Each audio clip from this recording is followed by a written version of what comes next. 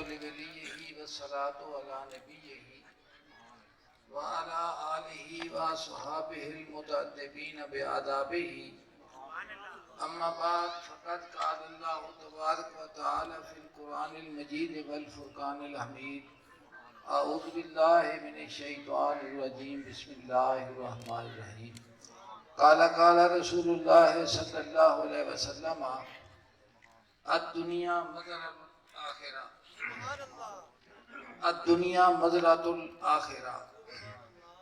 ایک دفعہ اللہ پاک کی بارگاہ اقدس کے اندر حمد کا نذرانہ پیش کرنے کے بعد حضور صلی اللہ علیہ وسلم کی ذات پر درود شریف پیش کرتے ہیں۔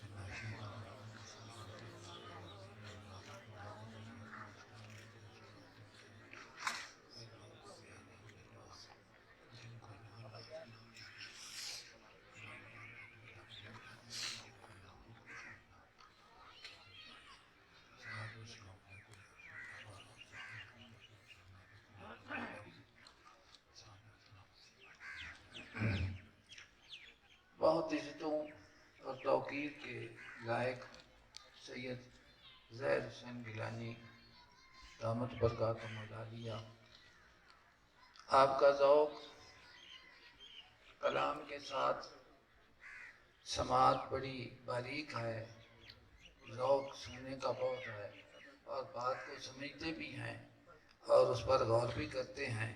یہ اللہ پاک کی تحدیث نعمت ہے۔ جتنے حواس اللہ تبارک و تعالیٰ نے انسان کو عطا فرمائے ہیں، جن کو حواس خمسہ کہا جاتا ہے، آنکھیں ہیں، ان کو قوت باصرہ کہتے ہیں،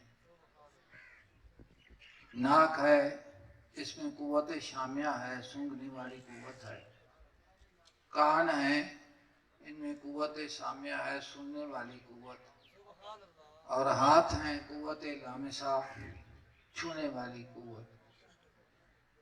تو یہ تمام حواس جو ہیں، یہ اللہ تبارک و تعالیٰ نے انسان کو اپنی نعمتیں عطا فرمائی ہیں، اور قیامت والے دن ایک ایک حواس کا حساب ہوگا، حس سے پوچھا جائے گا کہ آنکھوں سے کیا دیکھا تھا، کانوں سے کیا سنا تھا، زبان کا استعمال کہاں کیا تھا، ہاتھوں کے ساتھ لمس کیسا تھا، پاؤں سے چلا کس طرح تھا۔ عارف روم فرماتے ہیں کہ یہ وہ نور ہے جو اللہ تبارک و تعالی نے تمام حواس میں رکھا ہے۔ مومن اور کافر کا جو فرق ہے، وہ حواس مومن کے جو ہیں وہ حواس ان میں نورانیت ہے، اور جو کافر اور مشرک کے حواس ہیں وہ حواس تو ہیں لیکن وہ انسانی حواس نہیں ہیں، ان کو حیوان کے حواس فرمایا گیا ہے۔ اللہ پاک نے فرمایا لَهُمْ قُلُوبٌ لَا يَفْقَهُونَ بِهَا، ان کے لیے دل ہیں لیکن وہ سمجھتے نہیں۔ محسوس ہوا کہ دل جو ہے وہ سمجھتا ہے، سمجھنے کے لیے دل ہے۔ وَلَهُمْ أَعْيُنٌ لَا يُبْصِرُونَ بِهَا، آنکھیں ہیں لیکن وہ دیکھتی نہیں۔ وَلَهُمْ آذَانٌ لَا يَسْمَعُونَ بِهَا، ان کے لیے کان ہیں لیکن سنتے نہیں۔ یہ تینوں کا ذکر کر کے اللہ پاک نے فرمایا اولئک کالانعام، یہ حیوانوں کی طرح ہیں بلکہ بل ہم اضل، حیوانوں سے بھی بدتر ہیں۔ تو میں نے آقا صلی اللہ علیہ وسلم کی فرمان ذکر کیا ہے، پڑھنے کی سعادت حاصل کی ہے۔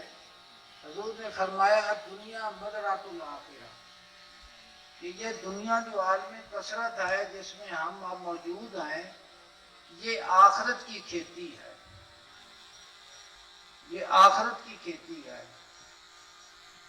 تو کھیتی کو آپ سمجھتے ہیں کہ زمین میں ہم جو یہ اب کھیتی باڑی کرتے ہیں، تو ہر زمین کے لیے جو چیز ہم نے بونی ہے اس کے لیے بیج کی ضرورت ہے۔ اس کو بونے کے بعد پھر اس کو پانی کی ضرورت ہے، پھر پانی کے بعد جو اس میں فضول جڑی بوٹیاں اگتی ہیں ان کو صاف کرنے کی ضرورت ہے، تو یہ نظام ہے. ہم دیکھتے ہیں، مشاہدہ ہے ہمارا کہ ہم دنیا میں جو کھیتی باڑی کرتے ہیں اس کے لیے زمین میں نمی ہونا بھی ضروری ہے، بیج کا بونا بھی ضروری ہے، بیج کا اگنا بھی ہے، اور جب اس کو پانی کی ضرورت ہو پھر پانی بھی دینا ہے، اور جس وقت وہ گند اگ پڑے تو اس کو صاف بھی کرنا ہے. میرے پاس حضور سیدنا غوث اعظم محی الدین سید عبدالقادر جیلانی رضی اللہ تعالیٰ عنہ کا فرمان ہے اس کی تشریح میں. تو میں آپ کو عرض کرتا ہوں اپنی سماعتوں کو غور سے سنیں اس بات کو. اس طرح کی بات آپ نے کبھی شاید ہی سنی ہوگی. تو ہم مسجد، اس سے پہلے کہ تو بیان کروں، ہم مسجد کی افتتاحی تقریب میں حاضر ہوئے ہیں. پہلے مسجد کی تعریف سنوں کہ مسجد کس کو کہتے ہیں. مسجد وہ زمین کا قطع ہے جو مسلمانوں کی عبادت کے لیے وقف کیا جاتا ہے. پہلی امتوں کے لیے جو مسجد عبادت تھی وہ اسی جگہ پر قبول کی جاتی تھی جس جگہ کے وہ عبادت کا حکم ہوتا تھا. جگہ کے اس جگہ کے علاوہ اگر عبادت کی جاتی تو وہ قبول نہیں ہوتی تھی. آقا صلی اللہ علیہ وسلم کی خصوصیت اور آقا صلی اللہ علیہ وسلم کی فضیلت کہ اللہ تبارک و تعالیٰ نے حضور کی امت کے لیے تمام روئے زمین کو مسجد بنا دیا. کہ جب تیرا دل اللہ تعالیٰ کی بارگاہ میں محبت سے بھر آئے اور تو جھکنا چاہے تو وضو کر اور سجدہ ریز ہو جائے. جس جگہ تو سجدہ کرے گا اس کو قبول کر لیا جائے گا. اب مسجد عبادت کے لیے ہے. عبادت کا لغوی معنی سنیں. عبادت کا لغوی معنی ہے غایت تذلل، انتہائی عاجزی، کہ اس سے بڑھ کر تو کسی کے سامنے اپنے آپ کو عاجز اور جھکا نہ سکے. یہ لغوی معنی ہے. اور اس کا جو شرعی معنی ہے اصطلاحی وہ یہ ہے کہ خواہش نفس کے خلاف خدا کی رضا کے لیے جو تو کام کرے گا وہ عبادت. خواہش نفس کے خلاف خدا کی رضا کے لیے تو جو کام کرے گا وہ کیا ہے؟ وہ عبادت ہے. وہ عبادت ہے. بیدم صاحب فرماتے ہیں کاش میری جبین شوق، کاش میری جبین شوق سجدوں سے سرفراز ہو، یار کی خاک آستاں تاج سر نیاز ہو. تو فرماتے ہیں کہ ذوق شوق کے ساتھ جو سجدہ ریزی ہے، بارگاہ خداوندی میں جو پیشانی زمین پر خاک پر آپ نے لگانی ہے، تو وہ کہتے ہیں، آرزو کرتے ہیں کاش میری جبین شوق، کہ میری شوق کا جو میرا ماتھا ہے سجدوں سے سرفراز ہو. ورنہ خاک میں جو انسان اپنے پیشانی کو لگاتا ہے تو اس کو ہر کوئی کہتا ہے یار یہ تو بالکل ہی گر گیا. میں نے دیکھا فلانا صاحب نے سجدہ ریز ہوا پڑا. لیکن عشق و محبت اور ایمان کی دنیا میں کیا ہے؟ کاش میری زمین شوق سجدوں سے سرفراز ہو، سجدہ زمین پر آئے. وہ کہتے ہیں کہ یہ کم نہیں ہوا، یہ سرفراز ہو رہا ہے، اس کو رفت مل رہی ہے. یار کی خاک آستاں تاج سر نیاز ہو. میرے سر کی یہ مٹی جو ہے محبوب کے دروازے کی، یہ میرا تاج ہے. یہ میرا کیا ہے؟ تاج. سمجھ گئے آپ؟ اچھا. عارف روم فرماتے ہیں کہ مسجد استا دل کے جسم ساجد است، کہ جس کا جسم نمازی ہے نا اس کے دل کی کیفیت کیا ہے؟ وہ دل کیا ہے؟ تو فرماتے ہیں مسجد استا دل کے جسم ساجد است، جس کا جسم بارگاہ رب العزت میں جھکا ہوا ہے نا وہ کیا؟ اس کا دل مسجد ہوتا ہے. اس کا دل مسجد ہوتا ہے. تو مسجد کا حکم کیا ہے؟ کہ مسجد میں کسی غیر کی آواز اور دنیا کی باتیں کرنا منع ہے. کہ کسی غیر کو پکارا جائے، شرک کیا جائے، باتیں کی جائیں، دنیا کی بات. تو کہتے ہیں کہ جسم مسجد استا دل کے جسم ساجد است، جس مومن نے بارگاہ رب العزت میں اپنی عبادت کو خدا کی نیاز مندی کے لیے، رضا کے لیے کیا ہے نا، اس کو تحفہ کیا ملتا ہے؟ فرماتے ہیں اس کا دل جو ہے وہ مسجد بن جاتا ہے۔ آگے یار بد خروب ہر جا مسجد است، فرماتے ہیں جو برا دوست ہے، بری صحبت جو ہے وہ خروب بوٹی ہے، اور خروب بوٹی جس جگہ پر اگائے اس کی خاصیت یہ ہوتی ہے کہ وہ جگہ برباد ہو جاتی ہے۔ تو فرماتے ہیں کہ اگر تیرا دل مسجد بن گیا ہے، جسم تیرا ساجد ہو گیا ہے، تو اس کی حفاظت اس طرح کر کہ بری صحبت کو اختیار نہ کر، کیونکہ جس جگہ پر مسجد ہو اور وہاں خروب بوٹی، میں اس کو سمجھاتا ہوں آپ کو۔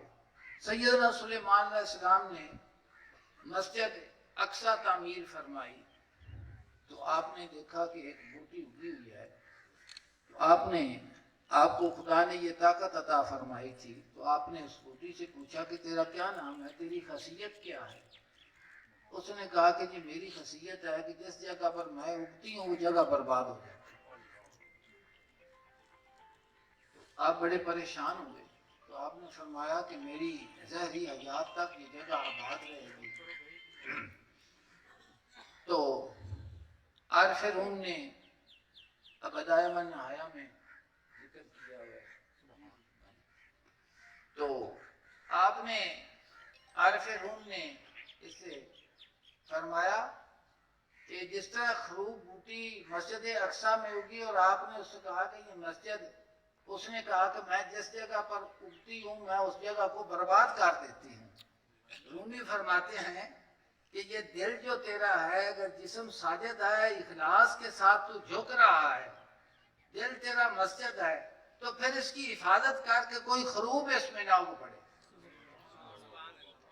کوئی وہ صحبت جو تیرے دل کی دنیا کو خراب کر دے۔ مثال کے طور پر اگر آپ کسی تکبر والے آدمی کے پاس بیٹھیں گے تو آپ کی طبیعت میں رونق پیدا ہوگی، کسی لوفر کے پاس بیٹھیں گے تو اس کی عادات اور خصائل آپ میں ایستا ایستا سرایت کر جائیں گے، کسی ظالم کے ساتھ بیٹھیں گے تو ظلم جو ہے اس کا آپ ظلم کو پسند کرنے لگ جائیں گے، تو اس کی بے تحاش حریص کے پاس بیٹھیں گے تو آپ کا دل جو ہے اس میں لالچ اور ہرس آئے گا، اور لالچ اور ہرس اگر آ جائے تو پھر وہ انسان ایک ایسی بیماری ہے، اس کو کبھی وہ سیر نہیں ہوتا، کبھی اس کو وہ بطخ کی طرح ہے کہ وہ کھاتا بھی رہتا ہے اور کہتا ہے کچھ نہیں ہے، کچھ نہیں ہے، کچھ نہیں ہے، کچھ نہیں، کچھ نہیں۔ تو رومی فرماتے ہیں کہ اگر جسم کو جھکنا نصیب ہے، دل مسجد بن گیا ہے، تو ہر لحظہ اس چیز کی حفاظت کر کے اس میں خروب بوٹی نہ اگنے پائے، یعنی اپنی صحبت درست رکھ، ان لوگوں کے ساتھ دوستی رکھ جن میں خدا کی رضا کا تصور ہو، ریاکاری نہ ہو، اخلاص ہو، اور اخلاص جو ہوتا ہے وہ قیمت ہوتی ہے، علم عمل سے، عمل اخلاص سے۔ اگر اخلاص ہے تو عمل کو قبول کیا جاتا ہے، اگر اس عمل میں اخلاص نہیں ہے، تکبر ہے، ریاکاری ہے، رعونت ہے، تو پھر کیا ہوگا؟ وہ عبادت خدا کبھی بھی قبول نہیں فرماتا۔ اس عبادت کو قبول فرماتا ہے کیونکہ عبادت کی تعریف ہی یہ ہے کہ اپنی خواہش نفس کے خلاف خدا کی رضا کے لیے جو فعل کیا جائے اس کو عبادت کہتے ہیں، اس میں کسی اور کا دخل نہیں ہونا چاہیے۔ حضور کی تشریح الدنیا مزرعۃ الآخرہ یہ سنیں، میں عرض کرتا ہوں۔ جناب فرماتے ہیں کہ قلب میں یہ کھیتی بو کہ جس کا بیج ایمان ہے۔ تو کھیتی کے لیے زمین چاہیے، اور زمین جو آپ نے کاشت کرنی ہے اس کے لیے بیج کی ضرورت ہے۔ تو فرماتے ہیں دل کی زمین کے لیے جس بیج کی ضرورت ہے وہ ایمان ہے۔ ایمان کس کو کہتے ہیں؟ خدا کی توحید پر، خدا کی توحید کی تصدیق اور رسالت مآب صلی اللہ علیہ وسلم کی خطبہ نبوت کی تصدیق کا نام ایمان ہے۔ توحید و رسالت کی تصدیق کا نام کیا ہے؟ ایمان ہے. اور فرمایا تھا کہ تو ایمان کیا ہے؟ اقرار باللسان و تصدیق بالقلب، زبان کے ساتھ اقرار کرنا اور دل کے ساتھ تصدیق کرنا. تو توحید کی تصدیق اور رسالت کی تصدیق سے یہ ایمان بنتا ہے. تو یہ ایمان بنیاد ہے. حضور فرماتے ہیں کہ اگر تو آخرت کی کھیتی کرنا چاہتا ہے تو اس زمین دل میں تصدیق بالقلب ہے. تو فرماتے ہیں تیرا جو تیرا دل ہے اس کی زمین میں ایمان کا بیج بو. اس کو شجر طیبہ کہتے ہیں. قرآن پاک میں اس کی مثال دی گئی ہے کہ وہ شجر طیبہ ہے. شجر طیبہ. اور فرماتے ہیں کہ اور اس کا سینچنا پانی دینا اعمال صالحہ ہے. فرماتے ہیں ہر کھیتی کے لیے پانی کی بھی ضرورت ہے اور اس کو گند کو صاف کرنے کی بھی ضرورت ہے. تو فرماتے ہیں دل کی زمین کے لیے جو درخت ایمان کا اس میں لگایا جاتا ہے اس کے لیے پانی کیا ہے؟ اعمال صالحہ. تو اعمال صالحہ جو ہیں وہی وہ گند کو صاف کرتے ہیں، تکبر کو ختم کرتا ہے، ریاکاری کو ختم کرتا ہے، عاجزی انکساری دیتا ہے، اخلاص پیدا کرتا ہے، خدمت خلق، اللہ کی مخلوق جن کو وہ نعمتیں دنیا کی نہیں دی گئی، کم ہے، دوسرے کے پاس زیادہ ہے، اور وہ ہر وقت اس تلاش میں رہتا ہے کہ میں خدا کی مخلوق کی خدمت کروں، بیمار کی تیمارداری کروں، معذور کو اس کی خدمت، بیمار کو پوچھوں، مسکین کو پوچھوں، اور پھر خدا کی رضا کے لیے پوچھوں، کیا ریاکاری کے لیے نہیں. تو اس سے کیا ہوگا؟ فرماتے ہیں کہ جو وہ دل کی کھیتی ہے جس میں ایمان کا بیج ہے وہ شجر طیبہ جو ہے پھر اس کا بہار تو دیکھے گا کہ ہر لحظہ تجھے سکون نصیب ہو. علامہ صاحب فرماتے ہیں، غور سے سنیں شیخ، فرماتے ہیں جس کا فرماتے ہیں سکھایا اس نے مجھ کو مست، شراب روح پرور ہے محبت نو انسان. شراب روح پرور ہے محبت نو انسان کی، سکھایا اس نے مجھ کو مست بے جام و سبور ہے. جن لوگوں کو اللہ تبارک و تعالیٰ نے اخلاص کی دولت اور عاجزی اور انکساری نصیب کی ہوتی ہے وہ ہمہ وقت اس تلاش میں ہوتے ہیں کوئی آدمی ہے کہ جس کی میں خدمت کروں. خدا کی مخلوق میں سے کوئی آدمی ہے جس کو میری ضرورت ہو، میں اس کی ضرورت کو پورا کروں. پھر وہ اس کی ضرورت بھی پورا کرتا ہے اور اپنا احسان نہیں جتاتا، اس کا احسان اپنے اوپر سمجھتا ہے کہ میرے لیے نصیب ہو گیا کہ میں نے اس کی خدمت کی، خدا اس کا اجر دے گا. اور وہ جو عمل ہے اس کے متعلق فرماتے ہیں جس کا عمل ہے بے غرض اس کی جزا کچھ اور ہے. جس کا عمل ہے بے غرض اس کی جزا حور و خیام سے گزر بادہ و جام سے. عارف روح فرماتے ہیں کہ اللہ تبارک و تعالیٰ کے محب کی عمل کی جزا، اللہ تبارک و تعالیٰ کے محب اور عاشق کے عمل کی جزا کیا ہے؟ فرماتے ہیں خود خدا ہے. خود اگر اس کو کائنات کی تمام چیزیں دی جائیں، آپ دنیا بہت بڑی نعمت ہے لیکن فانی ہے، مٹ جانے والی، ہر چیز جو ہے ختم ہونے والی ہے، ہر چیز اپنے وقت پر فنا ہونے والی ہے. دنیا کی ہر چیز ہم کو بغیر زبان کے ایک واز کر رہی ہے، نصیحت کر رہی ہے، اور وہ واز کیا ہے؟ وہ حال کا واز ہے، بول کے نہیں. وہ کہتی ہے کہ میں بے وفا ہوں، میرے سے پیار نہ کرنا، میں بے وفا ہوں، مجھ سے پیار نہ کرنا. دنیا کی ہر چیز جو ہے اس میں فنا ہے، اور جس میں فنا ہو، بقا نہ ہو، تو وہ محبت کے لائق نہیں. محبت کے لائق مثال کے طور پر انسان دعویٰ کرتا ہے کہ یہ میرا جسم ہے، میری آنکھیں ہیں، میرے ہاتھ ہیں، میرے پاؤں ہیں، میری اتنی قوت ہے، میری طاقت ہے. آپ دیکھتے ہیں کہ بیٹھے بیٹھے انسان جو ہے نا اس کی یہ تمام دعویٰ باطل ہو رہا ہے۔ اللہ پاک نے فرمایا من نعمر ننکس فی الخلق افلا یعقلون، جس کو میں لمبی حیاتی کو دیتا ہوں پھر اس کو ملاوٹ میں اوندا کر دیتا ہوں۔ تو آپ نے دیکھا کہ سرو جیسا قد تھا، جو کو گیا، آنکھیں دیکھتی تھی بند ہو گئی، کان سنتے تھے سماعت ختم ہو گئی۔ تو دعویٰ اس کا باطل ہو رہا ہے لیکن غور نہیں ہے۔ رومی فرماتے ہیں باہر بھی غور کر اور اپنے آپ میں بھی غور کر کے دیکھ کہ جو کچھ تیرے پاس ہے وہ بھی عطا ہے، اور جو تیرے جسم سے باہر تیرے لیے بنا وہ بھی عطا ہے، اور تو اس دعوے پر لگ گیا ہے کہ میں اتنی چیزوں کا مالک ہوں۔ تو فرماتے ہیں کہ تیرے پاس کچھ بھی۔ تو رومی فرماتے ہیں کہ ہر چیز کائنات کی جو عالم کثرت میں تم دیکھ رہے ہو اپنے وجود سے لے کر بات تک، یہ آپ کو ایک زبان سے بول کے نہیں اپنے حال سے ثابت کر رہی ہے کہ میں بے وفا ہوں، میرے ساتھ پیار نہ کرنا۔ میرے ساتھ کائنات کی کوئی چیز ایسی نہیں ہے کہ جو انسان آکے کہ اگر ایک لحظے کا سکون ہے، ایک لحظے کی خوشی ہے، مثال کے طور پر سب سے بڑی نعمت دنیا میں جو انسان کو صحت دی جاتی ہے، وجود دیا جاتا ہے، تو دنیا کی عالم کثرت میں المال والبنون زینت الحیات الدنیا، اللہ پاک نے فرمایا کہ تیرا مال اور تیرے بیٹے تیری زندگی کا زیور ہے۔ تو جس وقت وہ بیٹا پیدا ہوتا ہے تو انسان یہ کہتا ہے کہ زبانی پنجابیوں نے سارا بوٹا لگ گیا، سمجھے گا، بہت بڑی خوشی ہے، لیکن ہر خوشی ایک غم کے ساتھ وابستہ ہے۔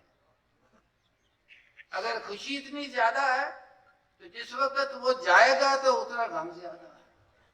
تو فرماتے ہیں کہ کائنات کی ہر شے جو ہے وہ اپنے حال سے باز کر رہی ہے، بول کے نہیں کر رہی ہے۔ فرماتے ہیں وہ جو حال ہے مشاہدہ تو دیکھ رہا ہے، اس پر عمل کر، اس پر عمل کر۔